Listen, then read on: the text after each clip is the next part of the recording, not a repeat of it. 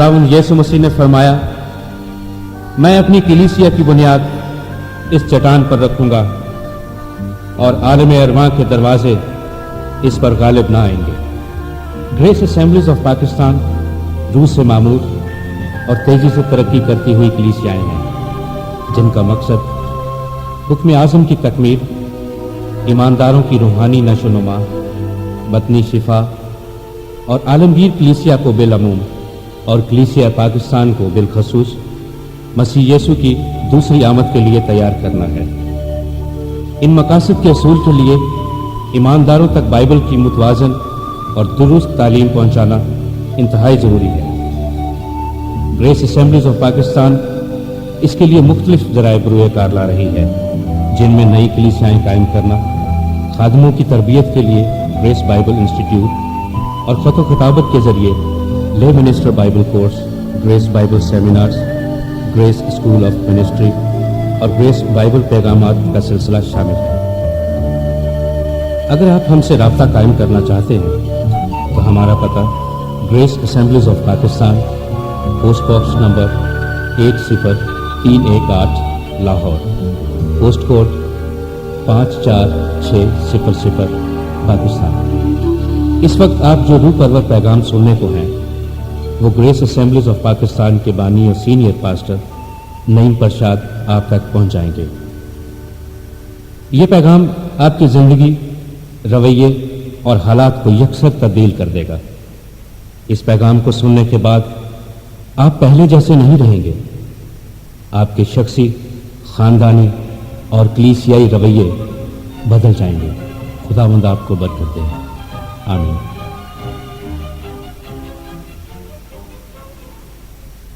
यीशु मसीह बतौर बादशाह, Jesus the king. जब यीशु मसीह की पैदाइश हुई तो हम उसको बादशाह के तौर पर भी देखते हैं। और इस आज के पैगाम में हम देखेंगे यीशु मसीह बादशाह है, ना सिर्फ यहूदियों का बादशाह है बल्कि दुनिया का बादशाह है। और उसके बाद इस पैगाम के दूसरे हिस्से में देखेंगे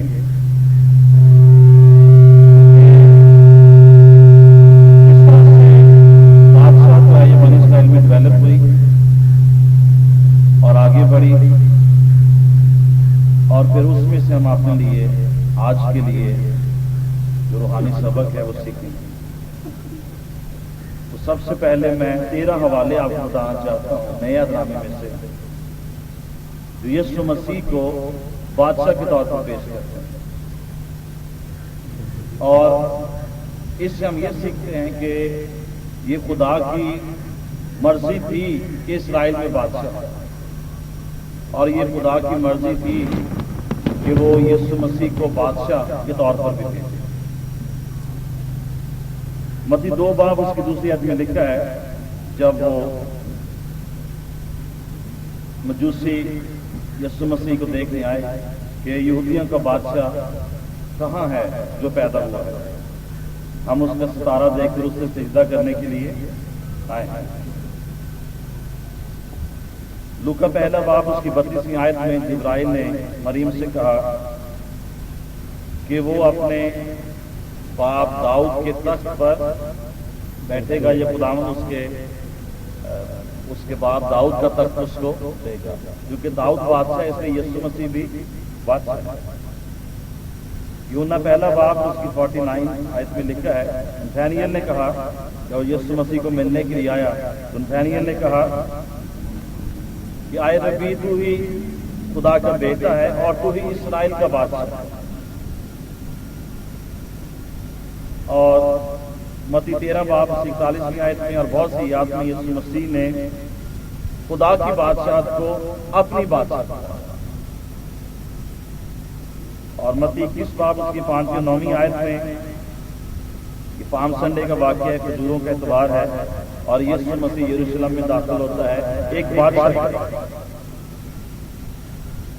लूका 23 बाब उसकी दूसरी आयत में उसके दुश्मनों ने इस पर इल्जाम लगाया कि ये अपने आप को बादशाह कहता है और कैसर का मुकाबला करता है। اور यूहन्ना 18 बाब उसकी 7वीं आयत में यीशु मसीह ने पिलातुस के सामने इकरार किया कि हाँ मैं ही बादशाह हूं। यूहन्ना 19 बाब उसकी 21वीं आयत में यीशु मसीह की सलीब पर यह लिखकर लगा दिया गया 3 ज़बानों में यहूदियों का बादशाह। अमाल 2 बाब उसकी 30 आयत में, इब्रानी 1 बाब उसकी 13वीं आयत में इस तौर से बयान किया गया है कि यीशु मसीह बाप के दाहिने हाथ अपने तख्त पर बैठा है।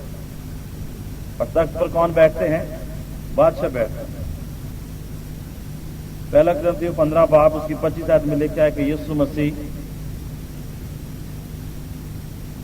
उस वक्त तक आसमान पर ठहरा रहेगा, जमीन पर नहीं आएगा जब तक उसके सारे दुश्मन उसके पांव के नीचे ना कर दिए जाए। काश में 1 बाब उसकी 5वीं आयत में लिखा है कि एक दिन वो अपने आप को तमाम बादशाहों के बादशाह के तौर पर जाहिर करेगा। काश में 17 बाब उसकी 14वीं आयत में लिखा है कि हर जुबान इकरार करेगी और हर घुटना झुकेगा कि यीशु मसीह खुदावंद है, यीशु मसीह बादशाह है, वो बादशाहों का बादशाह है और खुदावंदों का खुदावंद है। 13वीं और आखिरी बात काश 11 बाब उसकी 15 आयत में लिखा है कि उसकी बादशाह जो है ये अब तक होगी, उससे कभी खात्मा न होगा।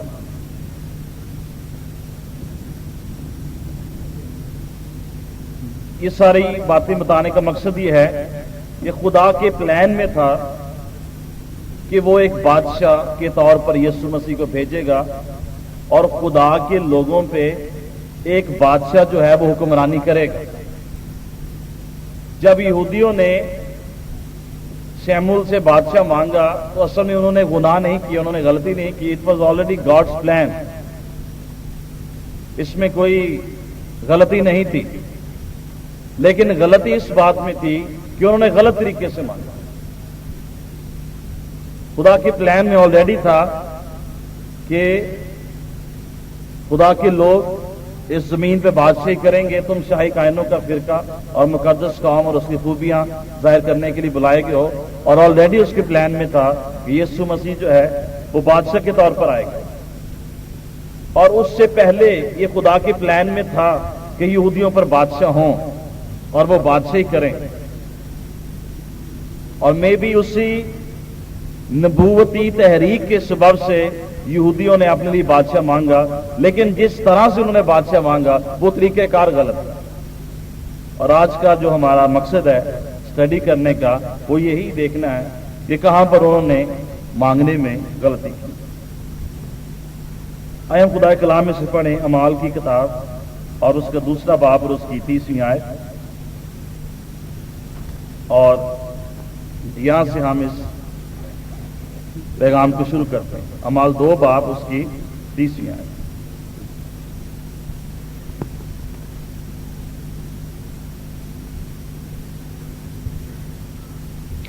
सफ़ा नंबर 109।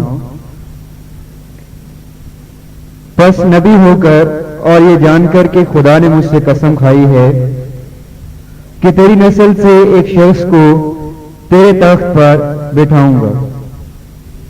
तो दाऊद के ताल्लुक से ये वाकया बयान किया जाता है कि खुदा ने मुझसे कसम खाई है कि तेरी नस्ल से एक शख्स को मैं तेरे तख्त पर बिठाऊंगा। गरचे दाऊद की नस्ल से बहुत से बादशाह आए, लेकिन एक खास शख्स का जिक्र किया गया, उसको मैं तेरे तख्त पर बिठाऊंगा। और इसका ताल्लुक यीशु मसीह के साथ है।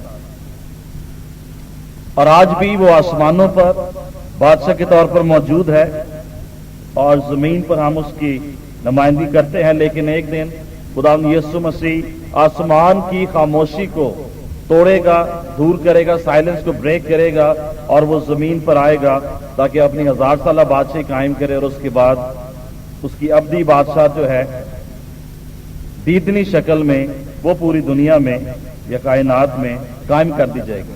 और जब यीशु मसीह अपनी अब्दी बादशाहत इस दुनिया में शुरू करेगा तो दुनिया की सारे बादशाह और सारी बादशाहतें जो हैं वो खत्म कर दी जाएंगी और वो यीशु मसीह की बादशाहत के ताबे हो जाएंगे। लेकिन इस सारी किंगशिप का आगाज कहां से होता है? तकरीबन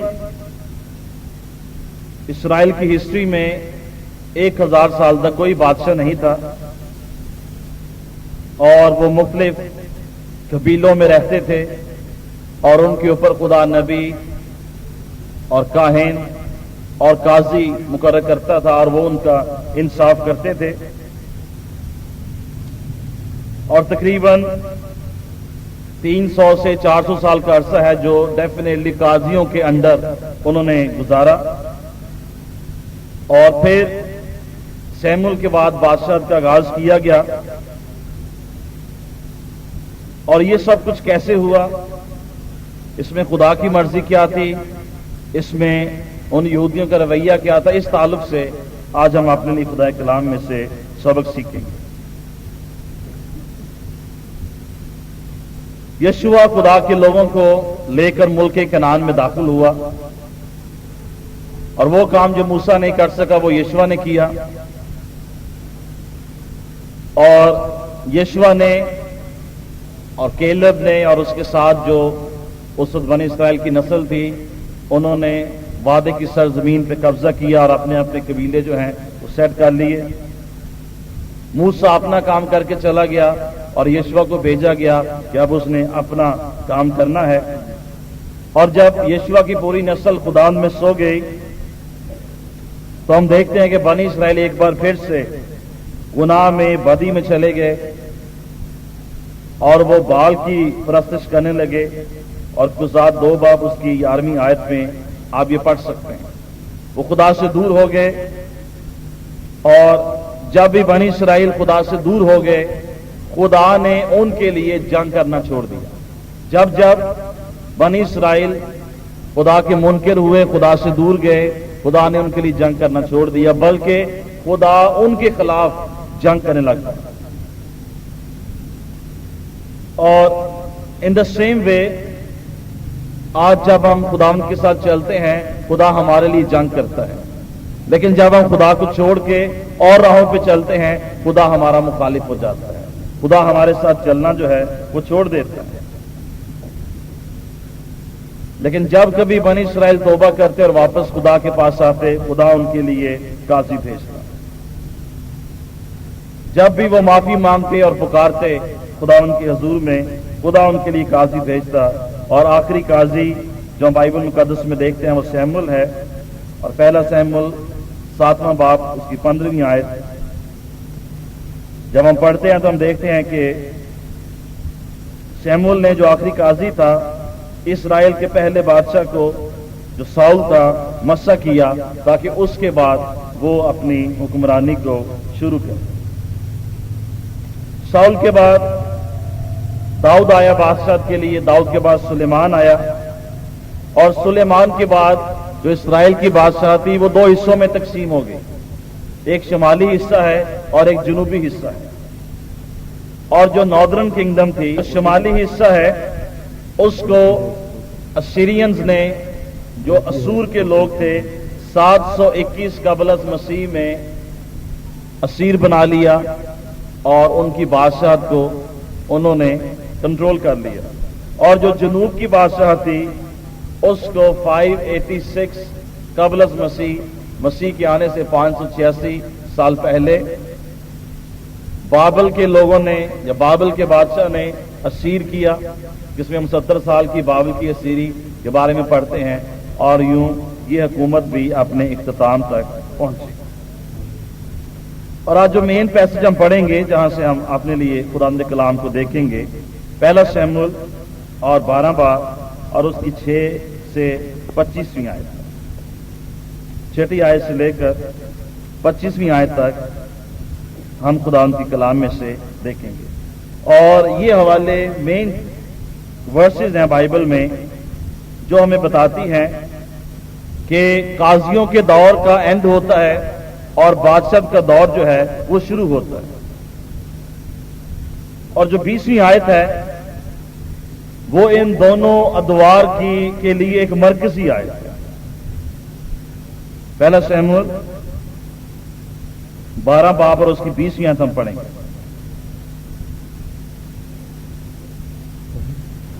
ہاں جی۔ سیموئیل نے لوگوں سے کہا، خوف نہ کرو، یہ سب شرارت تو تم نے کی ہے، تو بھی خداوند کی پیروی سے کنارہ کشی نہ کرو، بلکہ اپنے سارے دل سے خداوند کی پرستش کرو۔ تو سیموئیل ان کو بتاتا ہے تم نے خدا سے بادشاہ مانگا، اور جس طرح سے تم نے خدا سے بادشاہ کو مانگا ہے، تم نے شرارت کی ہے، لیکن پھر بھی ابھی تمہیں خوفزدہ ہونے کی ضرورت نہیں ہے۔ تم درست طرح سے خداوند کے ساتھ چلو اور خداوند کی عبادت کرو، خداوند کی پرستش کرو، تو خداوند تمہیں برکت دے گا۔ اور پہلا سیموئیل 11 باب اس کی 15 آیت میں ہم دیکھتے ہیں کہ سیموئیل جو ہے وہ ساؤل کو مسح کرتا ہے جلجال میں کہ وہ اسرائیل کا لیڈر ہو، نیا لیڈر ہو، اور سیموئیل خود اپنی لیڈرشپ جو ہے وہ ساؤل کے ہاتھوں میں دے دیتا ہے۔ اور پہلا سیموئیل اور اس کے 11ویں باب کو دیکھیں، اور یہ وہ ایک ٹرانسفر کا پروسیس ہے جہاں سے قاضیوں کا دور جو ہے بادشاہوں کے دور میں منتقل ہو رہا ہے، اور خود سیموئیل جو ہے اپنے ہاتھوں سے اپنا اختیار اور اپنی جو رولرشپ ہے وہ ساؤل کو مسح کرنے سے ساؤل کے ہاتھوں میں دے رہا ہے۔ آج ہمارے لیے بڑا مشکل ہے کہ کوئی پاسٹر اپنی خدمت کسی کو دے دے، کوئی اپنا چرچ کسی کو دے دے، کوئی اپنا پولپٹ کسی کو دے، لیکن آپ سیموئیل کو دیکھیں، خدا نے کہا کہ تو ساؤل کو مسح کر دے، اور اس نے اپنی لیڈرشپ خود اپنے ہاتھوں سے ساؤل کو دے دی۔ اور اس دن سے، اس واقعے کے بعد جو جلجال میں ہوا، لیڈرشپ ریپلیس ہو گئی، اور اب قاضیوں کی جگہ پہ بادشاہ جو ہے وہ مقرر کر دی گئی۔ لیکن اس سے پہلے کہ وہ اپنے پوزیشن سے جائے، اس نے بنی اسرائیل سے کہا کہ میں نے اتنے سال تم پہ حکومت کی ہے، تمہاری خدمت کی ہے، تمہارے لیے کام کیا ہے، اگر آج کوئی تم میں سے مجھ پر الزام لگانا چاہتا ہے کہ میں نے فلاں کے ساتھ یہ کیا اور فلاں کے ساتھ یہ کیا اور بے انصافی کی اور میں نے طرفداری کی ہے، آج تم وہ میرے سامنے وہ چارج جو ہے وہ پٹ اپ کر سکتے ہو۔ اور 12ویں باب میں ہم دیکھتے ہیں کہ جب یہ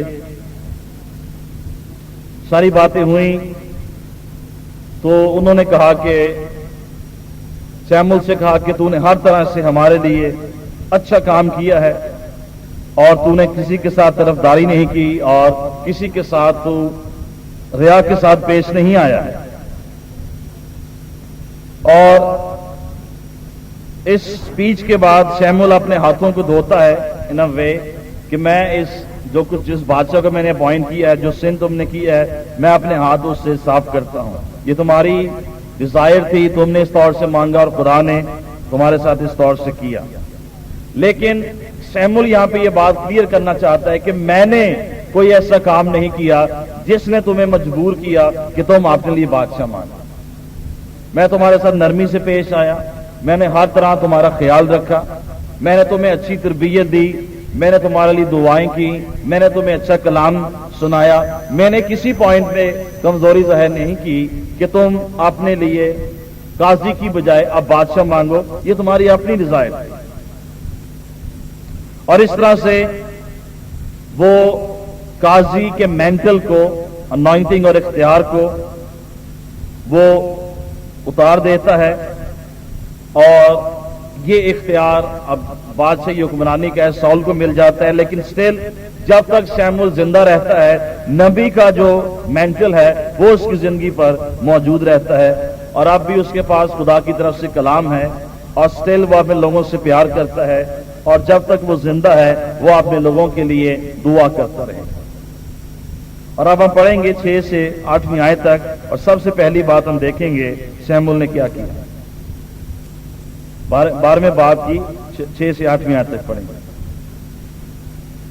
پھر سیموئیل لوگوں سے کہنے لگا، وہ خداوند ہی ہے جس نے موسیٰ اور ہارون کو مقرر کیا اور تمہارے باپ دادا کو ملک مصر سے نکال لایا. بس جی یہ ابھی کافی ہے. تو سیموئیل نے اپنی اسپیچ کا آغاز کیا اور اس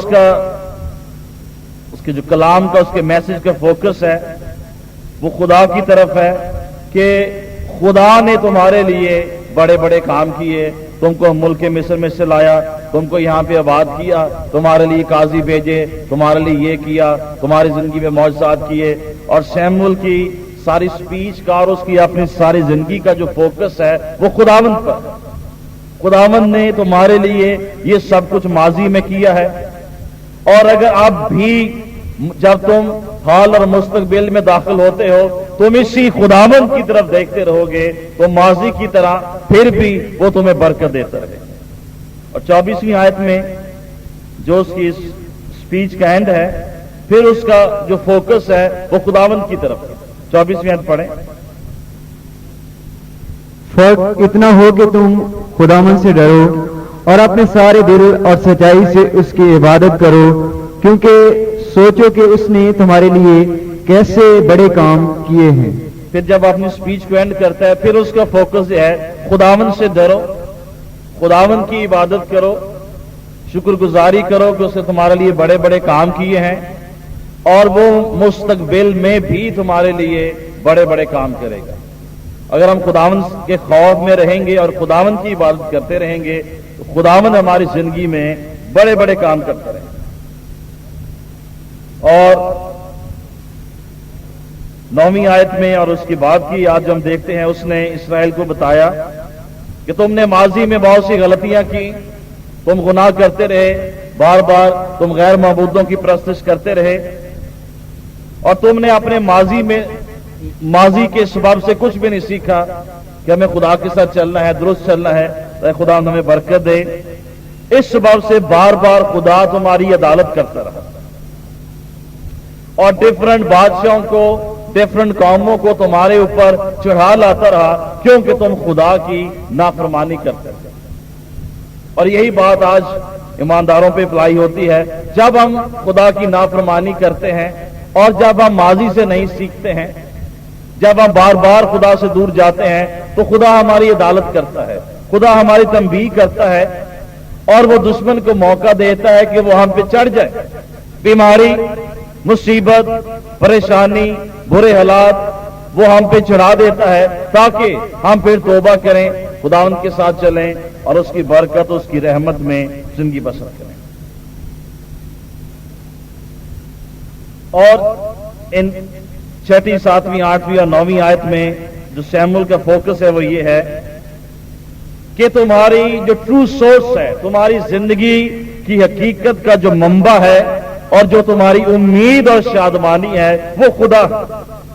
اگر تم خدا کو چھوڑ دو گے تمہاری زندگی میں کوئی امید نہیں. اگر تم خدا سے دور ہو جاؤ گے تمہاری زندگی میں کوئی امید نہیں. لیکن اگر تم خدا کے ساتھ ہو تو خوشی اور امید اور شادمانی تمہاری زندگی میں ہے. پھر ہم 11ویں آیت پہ پہنچتے ہیں.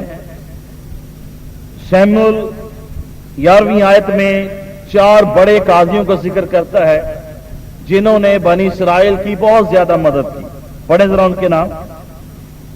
سو خداوند نے یربال اور بدان اور افتہ اور سیموئیل کو بھیجا اور تم کو تمہارے دشمنوں کے ہاتھ سے جو تمہاری چاروں طرف تھے رہائی دی اور تم چین سے رہنے لگے. سو تقریباً 12-13 قاضی آئے لیکن سیموئیل نے صرف 4 قاضیوں کا ذکر کیا. اس نے اپنا ذکر کیا ہے اور کس کا کیا ہے؟ افتہ کا ذکر کیا ہے اور بدان کا ذکر کیا اور یربال کا اس نے ذکر کیا ہے. اور یہ شاید اگر آپ بائبل پڑھیں تو آپ کو یہ نام وہاں پہ نام ملے. یربال کون ہے؟ یہ جداؤن کا دوسرا نام، ہی از گیڈین. اس نے سب سے پہلے جداؤن کا ذکر کیا اور پھر اس نے باراک کا، بدان جو یہاں پہ نام ہے باراک کا، اور افتہ کا، جفتہ کا، اور اپنا سیموئیل کا اس نے اپنا ذکر کیا کہ خدا نے اس سم ویئر 400 ایئرس کے ٹائم پیریڈ میں 4 بڑے قاضی تمہاری مدد کے لیے بھیجے جنہوں نے تمہیں دشمن کے پنجوں سے رہائی دی. اور اب तुमने अपने लिए बादशाह मांगा है, और आप 11वें बाब में और 12वें बाब में देख सकते हैं कि शमूएल और खुदा इस बात से खुश नहीं है। लेकिन मैंने शुरू में भी आपसे कहा कि ये खुदा की मर्जी थी कि इसराइल पर बादशाह हों, लेकिन शमूएल भी इस बात से खुश नहीं है और खुदा भी इस बात से खुश नहीं है।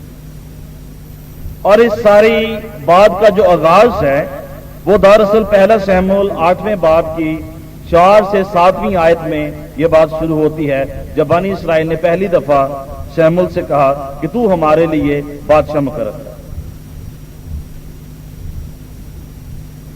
और जरा पढ़े हम इन आयत को, 8वें बाब की 4 से 7वीं आयत। ये जब हम पीछे जाते हैं 12वें चैप्टर से, तो ये पॉइंट हमें मिलता है जहां पे बनी इसराइल ने अपने लिए खुदा से बादशाह मांगा। तब सब इस्राएली बुजुर्ग जमा होकर रामा में शमूएल के पास आए और उससे कहने लगे, देख तू ज़ईफ और तेरे बेटे तेरी राह पर नहीं चलते, अब तू किसी को हमारा बादशाह मुकर्रर कर दे जो और कौमों की तरह हमारी अदालत करे। लेकिन जब उन्होंने कहा कि हमको कोई बादशाह दे जो हमारी अदालत करे, तो ये बात शमूएल को बुरी लगी और शमूएल ने खुदावंद से दुआ की। और खुदावंद ने शमूएल से कहा कि जो कुछ ये लोग तुझसे कहते हैं तो उसको मान, क्योंकि उन्होंने तेरी नहीं बल्कि मेरी हकारत की है कि मैं उनका बादशाह ना रहूं, जैसे काम वो उस दिन से जब से मैं उनको मिस्र से निकाल आया आज तक करते आए हैं कि मुझको तर्क करके और माबूदों की प्रस्तुत करते रहे, वैसा ही वो तुझसे करते हैं। तो ये वो आगाज है, और इसमें हम देखते हैं किस तरह से उन्होंने खुदा से अपने लिए बादशाह मांगा। और अभी हम इसको देखेंगे डिटेल में, लेकिन उससे पहले हम 19वीं और 20वीं आयत में पढ़ेंगे कि शमूएल ने उन्हें क्या कहा और उन्होंने फिर क्या जवाब दिया शमूएल। 19वीं और 20वीं आयत।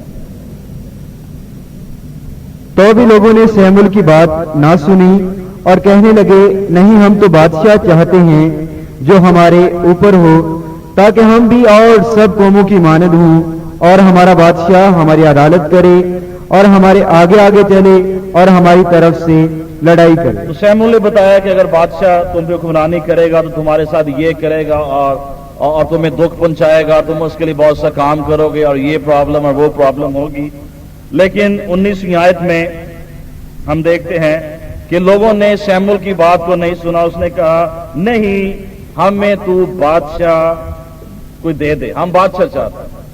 They said no to Samuel और they said no to God। उन्होंने खुदा से कहा नहीं, उन्होंने शमूएल से कहा नहीं हमें बादशाह चाहिए। And this is something very wrong जब हम खुदा को नो कहते हैं, और जब हम खुदा को नहीं कहते हैं, नो कहते हैं, तो खुदा के लिए यह बात बहुत इंसल्टिंग है। क्यों कि किस तरह से हम अपनी जिंदगियों में आज भी खुदा को नहीं कहते हैं। जब हम बहुत कुछ और सब कुछ अपनी मर्जी से करते हैं और खुदा से किसी बात में कोई मशवरा नहीं लेना चाहते हैं, अपनी खिदमत, अपनी जॉब, अपनी नौकरी, अपनी स्टडी, अपना घर, अपना शादी, जो कुछ भी हम करते हैं, जब हम उसमें खुदा की कोई मर्जी नहीं लेते हैं, हम खुदा को क्या कह रहे हैं, खुदावन मुझे तेरी जरूरत नहीं है, मैं खुद बेहतर फैसला कर सकता हूं। खुदा कहता है मैंने तुम्हारे लिए बेहतर फैसला किया है कि शमूएल तुम्हारा काजी हो, लेकिन उन्होंने कहा नहीं हमारा फैसला ये है, हम ये चाहते हैं कि तू हमारे लिए बादशाह मुकर्रर कर। और जब कोई शख्स खुदा को नहीं कहता है, ये खुदा के लिए बड़ी इंसल्टिंग बात है, और वो शख्स, वो लोग खुदा से दूर हैं और गुनाह के इख्तियार में। खुदा कहता है कि ये ना करो, लड़ाई झगड़ा ना करो, ये काम ना करो, हम कहते नहीं हम ये करेंगे क्योंकि दूसरी कौमें ऐसे करते हैं।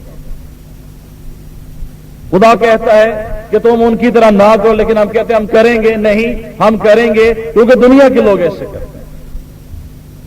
खुदा कहता है मिसाल के तौर पर कि अपने मुकदमे अदालतों में लेकर ना जाओ, हम कहते नहीं हम करेंगे क्योंकि दुनिया की कौमें ऐसे करते हैं। खुदा कहता है कि तुम झूठ ना बोलो, रियाकारी ना करो। हम कहते हैं नहीं, हम करेंगे क्योंकि दुनिया के लोग ऐसा करते हैं। And we are insulting God. ये वही गुनाह है, इट्स द सेम वे जैसे उन्होंने बादशाह मांगने से किया, और जब भी हम खुदा को नहीं कहते हैं हम भी वही गुनाह कर रहे हैं जो बनी इसराइल। गरचे खुदा ने उन्हें बता दिया कि the way you are demanding these things, इसका रिजल्ट तुम्हारी जिंदगी में क्या होगा, लेकिन उन्हें इसरार किया कि जैसा हम चाहते हैं तू हमारे साथ वैसा।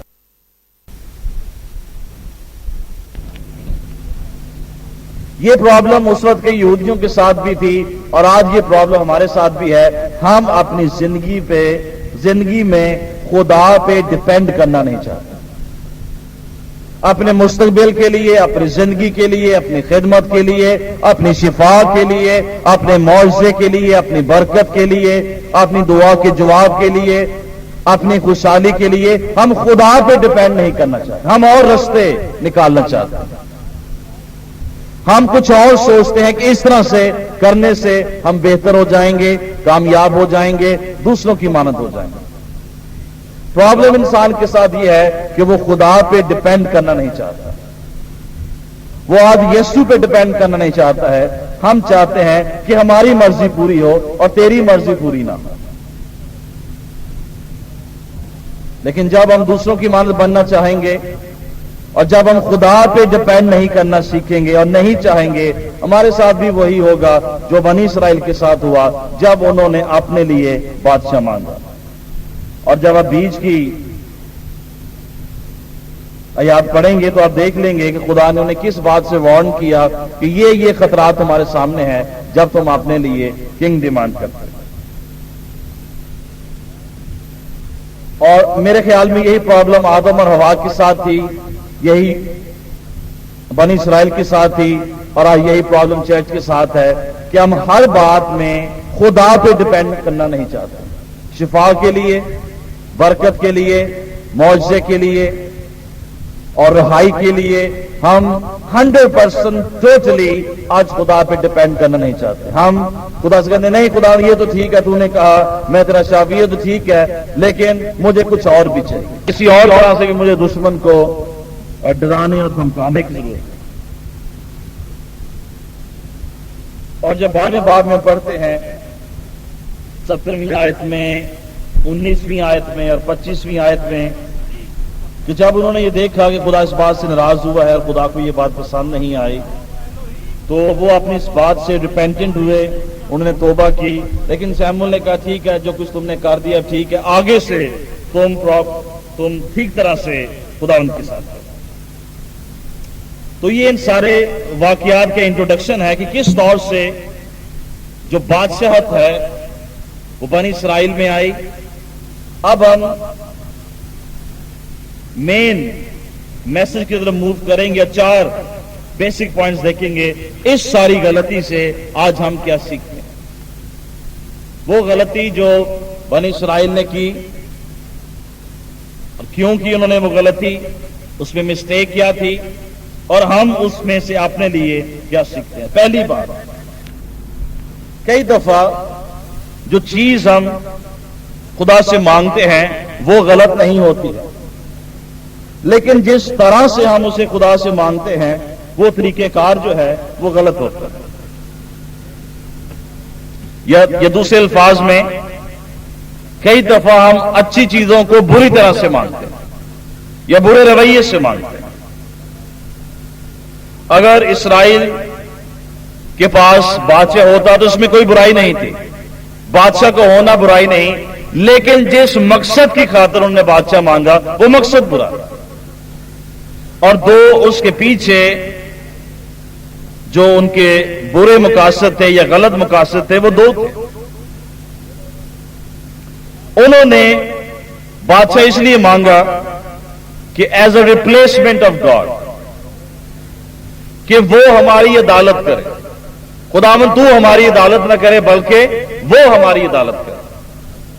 यानी उन्होंने जो बादशाह खुदा से मांगा, उनके जहन में जो मोटिव था वो ये था कि खुदा हम पे अदालत न करे, کیونکہ شاید وہ فیل کرتے تھے خدا سختی کرتا ہے اور سخت عدالت کرتا ہے، بلکہ بادشاہ جو ہے وہ ہماری عدالت کرتا ہے۔ تو انہوں نے جب بادشاہ مانگا تو اس کے مانگنے میں غلطی یہ تھی کہ انہوں نے بادشاہ کو خدا کے متبادل کے طور پر مانگا۔ خدا تو نہیں، تیری جگہ پہ بادشاہ۔ نمبر 2، دوسری ان کے مانگنے میں، ان کے رویے میں جو غلطی تھی وہ یہ تھی کہ انہوں نے کہا کہ تاکہ ہم بھی دوسری قوموں کی طرح ہو جائیں۔ انہوں نے اپنے آپ کو دوسری قوموں کے ساتھ کمپیئر کیا، اور خدا کو یہ بات پسند نہیں آئی۔ خدا یہ چاہتا ہے کہ اس کے لوگ اپنے آپ کو خدا کے ساتھ کمپیئر کریں کہ ہم خدا کی مانند بنیں۔ میری مانند بنو جیسا کہ میں مسیح کی مانند بنتا ہوں۔ لیکن ہماری پرابلم یہ ہے، ہم ایک دوسرے کی مانند بننا چاہتے ہیں۔ آج چرچ کی بھی پرابلم ہے، ہم ایک دوسرے کی کاپی کرنا چاہتے ہیں، ایک دوسرے کے ساتھ مقابلہ کرنا چاہتے ہیں، ہم ان کی مانند بننا چاہتے ہیں تاکہ ہم بھی دوسری قوموں کی مانند ہو جائیں۔ اور خدا کو یہ بات پسند نہیں آئی۔ خدا نے کہا ان میں سے تو میں نے تمہیں نکالا ہے، اور ان کی تو میں نے عدالت کی ہے کیونکہ وہ گناہ میں پڑے ہیں، اور میں تم کو ان کی مانند نہیں بنانا چاہتا ہوں، میں تمہیں اپنی مانند بنانا چاہتا ہوں۔ لیکن تم ان کی مانند بننا چاہتے ہو، اور اس لیے تم چاہتے ہو کہ تم پہ بادشاہ ہو، کہ تم اپنی منمانی کرو۔ یہ بات خدا کو پسند نہیں۔ لیکن اس کے پیچھے ایک بہت بڑا روحانی پرنسپل ہے، بائبل پرنسپل ہے جو ہم سیکھتے ہیں، اور وہ یہ ہے سم ٹائمز ہم اچھی چیزوں کو، قانونی چیزوں کو، وہ چیزیں جو ہمارا حق ہیں اس طور سے مانگتے ہیں کہ وہ مانگنا خدا کی نظر میں بدی بن جاتا ہے۔ اور ایسے بہت سی بدیاں ہیں جو ہم شاید انجانے میں اپنی زندگی میں کر جاتے ہیں۔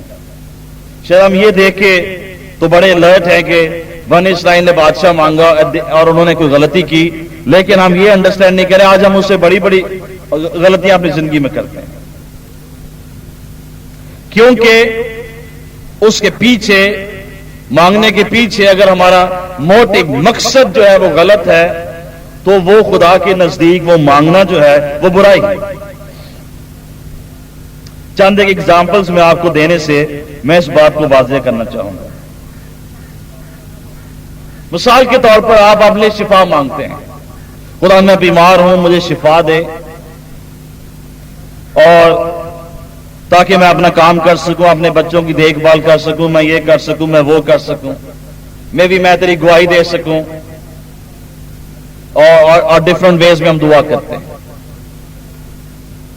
لیکن اگر ہم اس لیے خدا سے مانگتے ہیں اور اس کے پیچھے جو بنیادی مقصد ہے وہ یہ ہے کہ اس سے مجھے فائدہ پہنچے، تو یہ مانگنا، گرچہ ہم اچھی چیز مانگ رہے ہیں لیکن خدا کی نظر میں یہ بدی ہے، اٹس ایول۔ جب بھی ہم خدا سے کچھ چیز مانگیں، سب سے پہلے ہماری زندگی میں اس کے لیے مقصد، سوچ اور رویہ یہ ہونا چاہیے، خداوند اس چیز سے تیرے نام کو جلا دے۔ میں نے کسی پچھلے میسج میں بھی آپ کو بتایا، خدا نے انسان کو اس لیے نہیں بنایا کیونکہ وہ انسان سے پیار کرتا ہے۔ خدا انسان سے اس لیے پیار کرتا ہے کیونکہ اس نے انسان کو بنا دیا، اس لیے وہ اس سے پیار کرتا ہے۔ لیکن اس نے انسان کو بنایا اس لیے نہیں تھا کہ وہ انسان سے پیار کرتا ہے، کیونکہ ابھی تو انسان تھا ہی نہیں، تو وہ پیار کس سے کرتا ہے؟ اس نے کیوں انسان کو بنایا؟ اس نے کیوں اسرائیل کو بنایا؟ اس نے کیوں اپنی قوم بنائی؟ تاکہ اس کا جلال ظاہر کرے۔ اس نے انسان کو اس لیے بنایا تاکہ اس کا جلال ظاہر کرے۔ اس نے اسرائیلی قوم کو اس لیے بنایا تاکہ اس کا جلال ظاہر کرے۔ اس نے کلیسیا کو اس لیے بنایا ہے تاکہ اس کا جلال ظاہر کرے۔ اس نے آپ کو روح القدس اس لیے دیا ہے تاکہ آپ اس کا جلال ظاہر کریں۔ اور جب ہم اس بیسک چیز سے پیچھے ہٹ جاتے ہیں اور ہمارے مانگنے کے پیچھے جو بنیادی عنصر یہ نہیں کہ تیرا جلال ظاہر ہو، ہم بدی کرتے ہیں، ہم وہ مانگنے سے برائی کر رہے ہیں۔ خدا اس بات کو پسند نہیں کرتا ہے۔ It's the same sin which the Israelites did. जो कुछ भी हम खुदा से मांगे, हमारे मांगने के पीछे मकसद ये हो खुदा इससे तेरा जलाल से। समटाइम्स हम खुदा हमें चर्च बिल्डिंग दे। अब ये मुनासिब दुआ थी कि आपको जरूरत है चर्च बिल्डिंग की, आप मांगे खुदा से, लेकिन कई दफा मांगने के पीछे, हमारा ये मांगने के पीछे हमारे दिल के अंदर मोटिव ये है, खुदा हम देख फलां पास्टर के पास भी चर्च है, फलां भी चर्च बिल्डिंग है, कैथलिक लोगों के पास भी चर्च है, फलां हमारे पास भी बिल्डिंग होनी चाहिए। ये तो मांगने का कोई मकसद नहीं, इट्स सिन।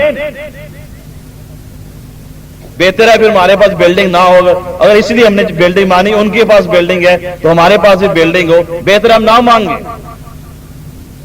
कई दफा हम इसलिए दुआ करते खुदा हमें चर्च बिल्डिंग दे ताकि और ज्यादा लोग आ जाए।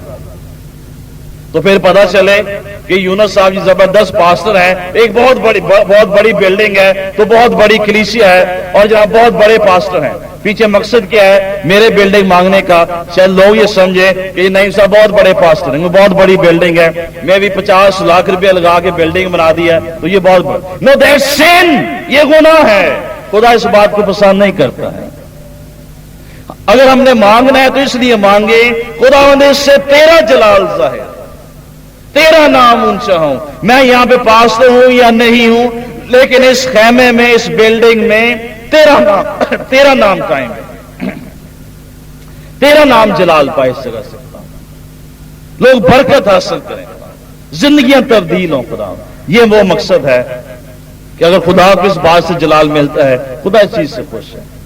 लेकिन अगर आप अपने जलाल के लिए मेरी जी बल्ले बल्ले हो जाए, ग्रेस असेंबलीज ऑफ पाकिस्तान जनाब बड़ी चीज है, पास्टर रून साहब जी बहुत बड़े पास्टर हैं, सरवर साहब बहुत में खुदा ने सब कुछ दिया है, नो सरे सेन बेहतर है हमारे पास ये चीजें ना हो अगर उनसे खुदा का जलाल जाहिर नहीं होना है। अगर किसी चीज से इंसान का जलाल जाहिर होता है वो इब्लीस की तरफ से। हमारी जिंदगियों में खुदा का मकसद यह है उसका जलाल जाहिर, हम नजर ना आए वो हम में नजर आए। कई दफा हम बड़े दुआ करने वाले लोग हैं, बड़े लंबी दुआएं करते हैं और उसके पीछे मकसद यह है कि लोग जाने, लोग हमें ही समझे he is a great man. मैंने जनाब 25 रोजे रखे हैं, मैं 18 घंटे रोज दुआ करता हूं और हम लोगों को बताते हैं ताकि लोग जाने कि वाह जी वाह बल्ले बल्ले बड़ा दुआ करने वाला शख्स। अगर मेरी दुआइया जिंदगी से और मेरे दुआ करने से खुदा को जलाल नहीं मिलता है तो उसकी पब्लिसिटी करने से भी खुदा को जलाल नहीं मिलता। इट्स सिन। सो हम में से बहुत से अच्छे लोग हैं जो अच्छी चीजों को बुरी तरह से मान रहे हैं, उनका रवैया जो पीछे है वो बुरा। कहते हैं खुदा हमें गाड़ियां दे दे, हमें हाईएस्ट गाड़ी दे दे, हमें वैन दे ताकि हम मुनादी कर सकें। हम बड़ी मुश्किल वैगनों में जाते हैं, किराया खर्च करते हैं, गाड़ियां हम किराए पे लेते हैं, ये करते हैं वो करते हैं, खुदा हम बड़ी मुसीबत में है, ये है वो है। फलां चर्च के पास 6 गाड़ियां हैं, फलां चर्च के पास ये है, फलां पास्टर के पास ये है और मैं भी उसके पास लैंड क्रूजिंग है, खुदा हमें भी ये दे दे। मैं भी खुदा आपको दे देगा, लेकिन हो सकता है खुदा आपसे खुश ना हो। खुदा हमें ये चीज इसलिए दे ताकि इससे तेरा जलाल जाए। जो खिदमत हम करें, जो गवाही हम दें, जो काम हम करें, खुदा उससे तेरा जलाल जाए। और इस तरह से हम बहुत सी अच्छी चीजों को बुरे रवैये के साथ मांगते हैं। हम बुरे रवैये से चर्च में आते हैं, मे भी ताकि लोग देखें ये बड़ा रेगुलर है, ये पता नहीं क्या मकसद हमारा कोई और है चर्च में आने का, बजाय इससे खुदा को जलाल मिले। कई दफा हम खिदमत करते हैं तो उसमें अच्छा काम है लेकिन मकसद पीछे बुरा है। कई दफा बहुत दुआएं करने वाले लोग हैं, दुआ करते हैं, बहुत से प्रोग्राम करते हैं, लेकिन उसके पीछे जो मकसद है वो गलत होता है।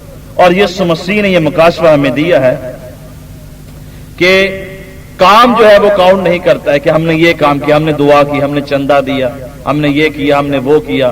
काम जो है वो खुदा की नजर में काउंट नहीं करता है, लेकिन जिस मकसद से हमने वो काम किया है वो मकसद जो है वो काउंट करता है। बुरे मकसद से किया है तो वो अच्छा काम भी बुरा है, अच्छे मकसद से किया, अच्छी नीयत से किया है तो वो काम जो है वो अच्छा है। So sometimes good works become great evils. वो काम खुदा के लिए और अपने लिए जो हम हलीमी اور محبت اور خوشی کے ساتھ نہیں کرتے ہیں، ہر وہ کام غلط ہے جو ہم اس رویے کے ساتھ نہیں کرتے یا ان رویوں کے ساتھ نہیں کرتے۔ اپنی زندگی میں یہ بات نوٹ کر لیں، خدا کے لیے ہر وہ کام جو آپ کرتے ہیں اگر اس میں حلیمی اور خوشی اور محبت نہیں، خدا کی نظر میں وہ کام گناہ ہے، اس سے کوئی فائدہ، it's evil, it's great evil in the sight of God. خدمت کے بارے میں لکھا ہے کہ دلی شوق سے خدمت کرو، دینے کے بارے میں لکھا ہے کہ خدا خوشی سے دینے والے کو عزیز رکھتا ہے۔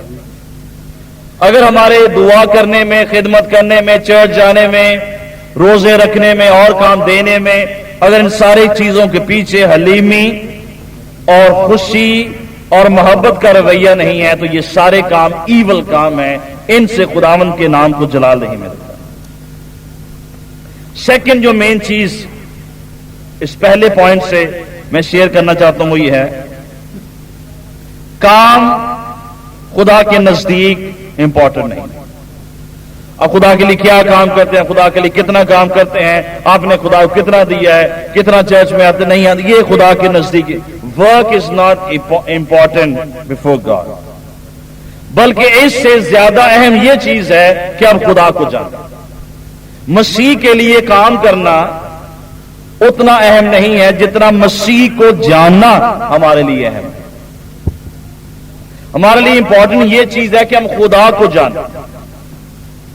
میں بھی آپ خدا کے لیے بہت کام کرتے ہیں، ٹینٹ لگاتے ہیں، دریاں بچھاتے ہیں، ساؤنڈ سسٹم سیٹ کرتے ہیں، صفائی کرتے ہیں، یہ کرتے ہیں، وہ کرتے ہیں، خدا کے لیے بہت سے کام کرتے ہیں، لیکن کام خدا کے لیے امپورٹنٹ نہیں ہے۔ خدا کے لیے زیادہ اہم یہ چیز ہے کہ آپ اس کو جانیں، know your God rather than to work for your God۔ اور اسی کو ہم یوں بھی سمجھ سکتے ہیں، کام اس کے نزدیک امپورٹنٹ نہیں، رشتہ اس کے نزدیک امپورٹنٹ ہے۔ ہم خدا کے لیے کیسا اور کتنا کام کرتے ہیں یہ اہم نہیں، بلکہ یہ بات اہم ہے کہ ہمارا خدا کے ساتھ کتنا اور کیسا گہرا جو ہے وہ رشتہ ہے۔ اور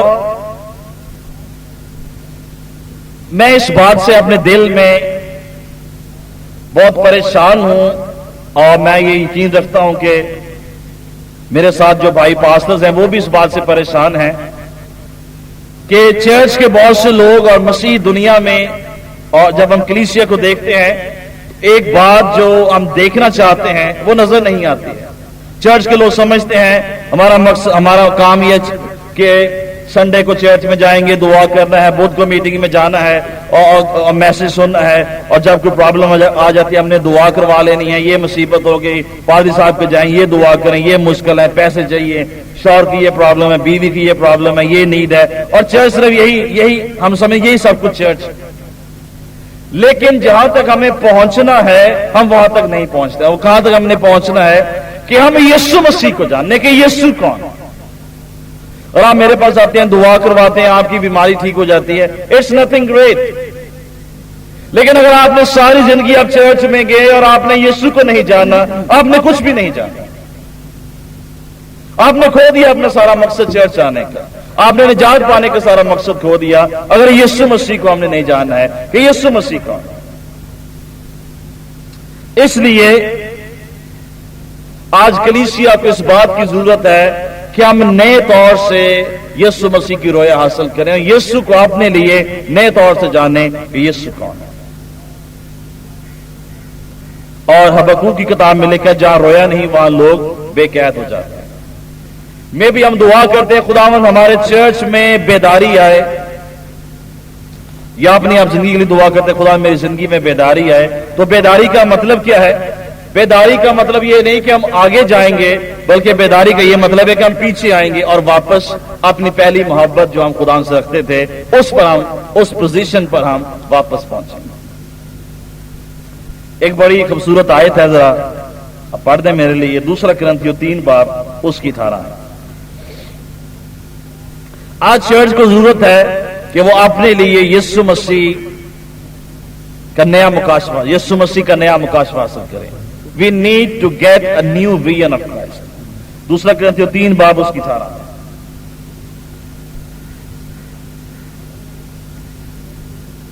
مگر جب ہم سب کے بے نقاب چہروں سے خداوند کا جلال اس طرح منعکس ہوتا ہے جس طرح آئینہ میں، تو اس خداوند کے وسیلہ سے جو روح ہے ہم اسی جلالی صورت میں درجہ بدرجہ بدلتے جاتے ہیں۔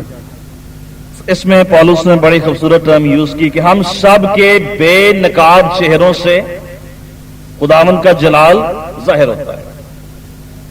یعنی کلیسیا کو ایسا ہونا چاہیے کہ آپ کے چہرے پہ کوئی نقاب نہ ہو، ہمارے بے نقاب چہروں سے خداوند کا جو جلال ہے وہ ظاہر ہوتا ہے۔ اور ہم آج چرچ کو اس بات کی ضرورت ہے کہ ہماری زندگی پہ کوئی نقاب نہ ہو، آپ یسوع مسیح کو آمنے سامنے دیکھ سکیں، آپ اس کے جلال کو، اس کے کاموں کو، اس کے وعدوں کو، اس کی باتوں کو، اس کی صلیب کو، اس کی قدرت کو، اس کی شفا کو روبرو اپنی آنکھوں سے دیکھ سکیں۔ ہم سب کے بے نقاب چہروں سے خداوند کا جلال جو ہے وہ ظاہر ہوتا ہے۔ لیکن جب میں چرچ کو دیکھتا ہوں، کلیسیا کے بہت سے لوگوں کو ملتا ہوں، تو مجھے ان کے چہروں پہ ایک نقاب جو ہے وہ نظر آتا ہے، اور اس سے میرے دل کو تکلیف پہنچتی ہے کہ یہ کیوں اپنے یسوع کو بے نقاب چہروں سے کیوں نہیں دیکھتے۔ آج بہت سے چہروں پہ نقاب ہے، پاسٹر صاحب دعا کر دیں، یہ میرے شوہر کو یہ پرابلم ہے، میری بیوی کو یہ پرابلم ہے، میرے گھر میں یہ پرابلم ہے، پادری صاحب اب دعا، اس نو پرابلم، اچھی بات ہے، میں آپ کو دعا کر دوں گا۔ لیکن اگر آپ اپنے چہرے سے اس نقاب کو ہٹائیں اور آپ یسوع کو دیکھیں تو آپ کو یسوع کا یہ مکاشفہ ملے گا کہ میرے دعا کرنے کی ضرورت نہیں، آپ کے ایمان رکھنے کی ضرورت ہے کہ یسوع مسیح قادر ہے کہ آپ کی زندگی میں سے ہر ایک رکاوٹ کو دور کر سکے۔ لیکن ہم نے اپنی زندگی میں نہ جانے کیسے کیسے نقاب پہن رکھے ہیں، ریاکاری کے نقاب ہیں، بے اعتقادی کے نقاب ہیں، کمزور ایمان کے نقاب ہیں، اور ڈفرنٹ کائنڈز آف ویل جو ہے ہمارے سامنے ہیں، اور ہم یسوع کو اس طرح سے نہیں دیکھ رہے جیسے یسوع آج۔ دور کریں ان ویلز کو، ان رکاوٹوں کو، ان گناہ کے پردوں کو، ان کام اعتقادی کی ویلز کو، نقابوں کو اپنی زندگی سے دور کریں تاکہ آپ یسوع کے چہرے کو دیکھ سکیں اور بے نقاب آنکھوں سے دیکھ سکیں، واضح دیکھ سکیں۔ آپ کیوں اپنے یسوع کو دھندلا سا دیکھتے ہیں؟ کیوں آپ کی زندگی کے سامنے نقاب ہے؟ واضح دیکھیں، یہ وہ یسوع ہے جو میرا بادشاہ ہے، دنیا کا منجی ہے، جس نے میرے لیے ابلیس کو شکست دی ہے، تیسرے دن قدرت سے مردوں میں سے جی اٹھا ہے، اور آج باپ کے دائیں ہاتھ موجود ہے، اور اس نے مجھے اختیار دیا ہے کہ تم سانپ اور بچھو کچلو اور دشمن کی ساری قدرت پر غالب ہو۔ آج ہمیں اس سے پہلے کہ ہم یسوع کے لیے بہت سے کام کریں، ہمیں اس بات کی ضرورت ہے ہمیں یسوع کا نیا مکاشفہ حاصل کریں and know him personally and intimately، اپنے یسوع کو اپنے لیے شخصی طور پر جان سکے اور دیکھ سکے۔ دوسری بات جو ہمیں اس سارے واقعے میں اسٹڈی کرتے ہوئے یہ ہے، خدا اپنے لوگوں کے لیے جو منصوبے، جو پلانز اور جو پرپسز بنا لیتا ہے وہ لازمی ان کی زندگی میں پورا کرتا ہے۔ یہ دوسرے الفاظ میں وہ اچھا کام جو ہماری زندگی سے شروع کر دیتا ہے وہ کبھی اس سے دستبردار نہیں ہوتا ہے۔ ہم خدا کو چھوڑ جاتے ہیں، ان بٹوین ہم سرد پڑ جاتے ہیں، ہم گناہ میں چلے جاتے ہیں، ہم دور چلے جاتے ہیں، ہم دعا کرنا چھوڑ دیتے ہیں، ہم خدا سے مانگنا چھوڑ دیتے ہیں، ہم فیلوشپ رکھنا چھوڑ دیتے ہیں، لیکن خدا اپنی رویا کو ہماری زندگی میں نہیں چھوڑتا۔ He keep on holding it، اور وہ واپس ہمیں اس پوائنٹ پہ لے آتا ہے جہاں پہ ہم توبہ کریں، اقرار کریں کہ مٹ کریں اپنی غلطی کو اور خدا کے ہاتھوں میں سب کچھ چھوڑ دیں، اور پھر خدا اس اپنے مقصد کو دوبارہ سے ہماری زندگی میں پورا کر سکے۔ استثنا 17 باب اس کی 14ویں آیت پڑھیں گے۔ اس سے پہلے کہ بنی اسرائیل قاضیوں کے دور میں سے گزرے اور بادشاہوں کے دور شروع ہو، خدا نے آلریڈی ان کو بتا دیا استثنا 17 باب اس کی 14ویں آیت میں کہ ایک وقت آئے گا جب تم اپنے لیے بادشاہ مانگو گے اور میں تمہیں بادشاہ دوں گا۔ جی پڑھیں ذرا 17 باب کی 14ویں آیت۔ جب تو اس ملک میں جسے خداوند تیرا خدا تجھ کو دیتا ہے پہنچ جائے اور اس پر قبضہ کر کے وہاں رہنے لگے، اور کہنے لگے کہ ان قوموں کی طرح جو میرے گردا گرد ہیں میں بھی کسی کو اپنا بادشاہ بناؤں. اگلی آیت پڑھ لیں. تو بہرحال فقط اسی کو اپنا بادشاہ بنانا جس کو خداوند تیرا خدا چن لے. تو اپنے بھائیوں میں سے ہی کسی کو اپنا بادشاہ بنانا اور پردیسی کو جو تیرا بھائی نہیں اپنے لیے اپنے اوپر حاکم نہ کر لینا. جب انہوں نے مانگا خداوند میں بادشاہ دے تو خدا کے لیے یہ کوئی بڑے اچنبے کی بات نہیں تھی. It was not a surprise for God. Already خدا نے استشنا 17 باب اس کی 14ویں آیت میں بتایا کہ تو جب وہاں پہ جائے گا اور تیرے لائف پیریڈ میں ایک ٹائم آئے گا تو مجھ سے بادشاہ مانگے گا اور جس کو میں چنوں گا تیرے لیے تو اس کو بادشاہ بنا دے. Already it was the plan of God. لیکن جس طرح سے انہوں نے بادشاہ مانگا خدا سے, وہ مانگنے کا طریقہ اور اس کے پیچھے جو ان کا مقصد تھا وہ گناہ تھا. خدا کی خواہش تھی کہ ان کے لیے بادشاہ ہوں, اور یسوع مسیح الٹیمیٹ کنگ ہے جس نے خدا کی مرضی کے مطابق پوری کائنات پہ بادشاہی کرنی. لیکن جس طرح سے انہوں نے مانگا وہ گناہ تھا, اور انہوں نے ریئلائز کیا کہ ہم نے غلط طریقے سے خدا سے یہ بادشاہ جو ہے, یہ بادشاہ جو آپ نے یہ مانگا. اور ان دا سیم وے خدا نے ہمارے ساتھ بہت سے وعدے کیے ہیں. میں تجھے شفا دوں گا, میں تجھے رہائی دوں گا, میں تجھے سرفراز کروں گا, میں تجھے خدمت میں کامیاب کروں گا, میں تجھے انوائنٹ کروں گا.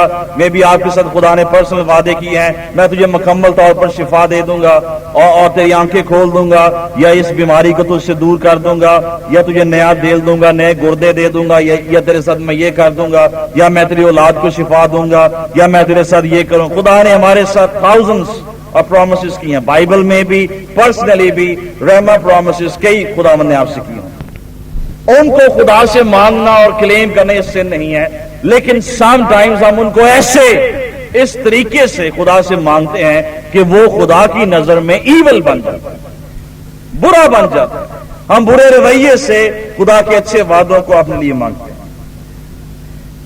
لیکن سارے واقعے سے ہم کیا سیکھتے ہیں؟ گرچہ انہوں نے بری طرح سے خدا سے مانگا اور خدا نے اپنے اس وعدے کو پورا کیا جو اس نے استثنا 17 باب اور 14ویں آیت میں کیا تھا, لیکن خدا نے اس ساری برائی کو الٹیمیٹ بھلائی میں تبدیل کر دی. اور خدا کے پلان میں جب انہوں نے بادشاہ مانگا تو خدا کے ذہن میں, خدا کے پلان میں ساؤل بادشاہ نہیں تھا, خدا کے پلان میں داؤد بادشاہ نہیں تھا, خدا کے پلان میں یہ نہیں تھا کہ یہ سلیمان بادشاہ ہے یا یہ اور بادشاہ جو بنی اسرائیل میں ہیں یہ بادشاہ ہے, بلکہ خدا کے پلان میں ایک الٹیمیٹ کنگ تھا کہ یسوع بادشاہ ہے اور میں اس بادشاہ کو بھیجوں گا جو اب تک بادشاہی کرے.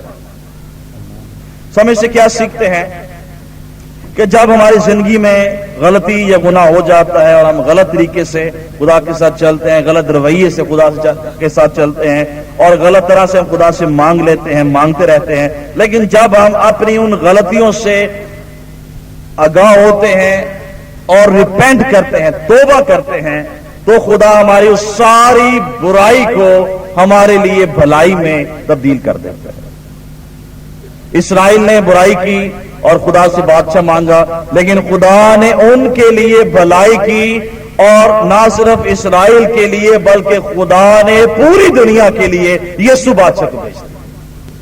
ہاللویا. ان کے مانگنے میں, موٹیوز میں ایول تھا, سن تھا, لیکن خدا جب ان ریپینٹنٹ ہوئے خدا نے اس برائی کو بھلائی میں تبدیل کر دیا.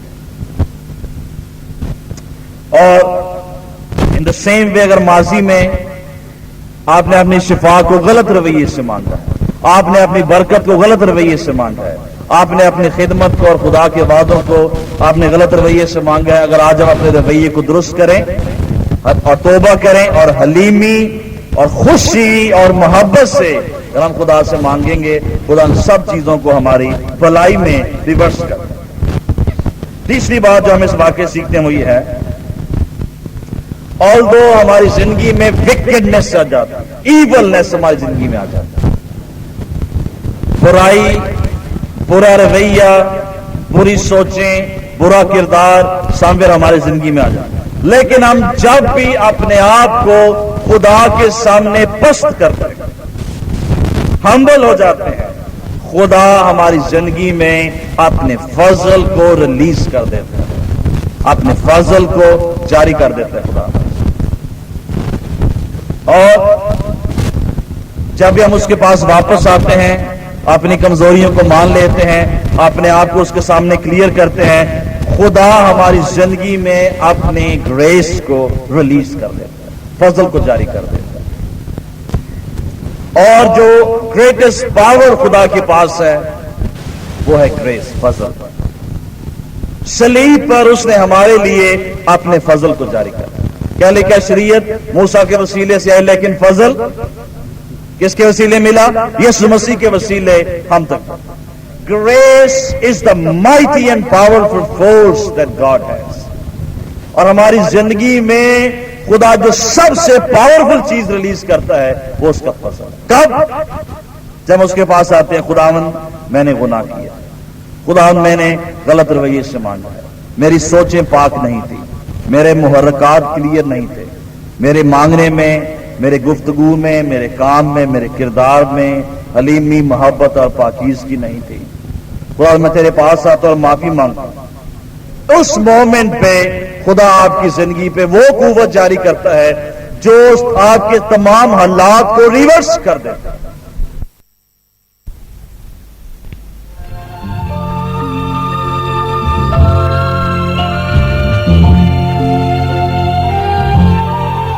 Grace Assemblies of Pakistan, a growing network of churches. खुदावंद यीशु मसीह ने फरमाया, मैं अपनी कलीसिया की बुनियाद इस चट्टान पर रखूंगा और आलम अरवां के दरवाजे इस पर गालिब ना आएंगे। ग्रेस असेंबलीज ऑफ पाकिस्तान रूह से मामूर और तेजी से तरक्की करती हुई कलीसियाएं हैं, जिनका मकसद हुक्म आज़म की तकमील, ईमानदारों की रूहानी नशोनुमा, बतनी शिफा और आलमगीर कलीसिया को बिलअमूम और कलीसिया पाकिस्तान को बिलखसूस मसीह यीशु की दूसरी आमद के लिए तैयार करना है। इन मकासद के असूल के लिए ईमानदारों तक बाइबल की मुतवाज़न और दुरुस्त तालीम पहुंचाना इंतहाई ज़रूरी है। ग्रेस असेंबलीज ऑफ पाकिस्तान इसके लिए मुख्तलिफ ज़राए बरूए कार ला रही है, जिनमें नई कलीसियाएं कायम करना, खादमों की तरबियत के लिए ग्रेस बाइबल इंस्टीट्यूट और ख़त खिताबत के ज़रिए ले minister Bible course, grace Bible seminars, grace school of ministry और ग्रेस बाइबल पैगामात का सिलसिला शामिल है। अगर आप हमसे राब्ता कायम करना चाहते हैं तो हमारा पता grace assemblies of Pakistan, post box number 80318 Lahore, post code 54600 Pakistan. इस वक्त आप जो रूह परवर पैगाम सुनने को हैं वो ग्रेस असेंबलीज ऑफ पाकिस्तान के बानी और सीनियर पास्टर नईम प्रसाद आप तक पहुंचाएंगे।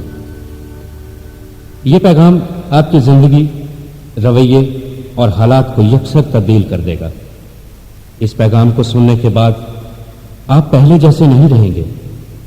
आपके शख्सी, खानदानी और कलीसियाई रवैये बदल जाएंगे। खुदावंद आपको बरकत दे। आमीन।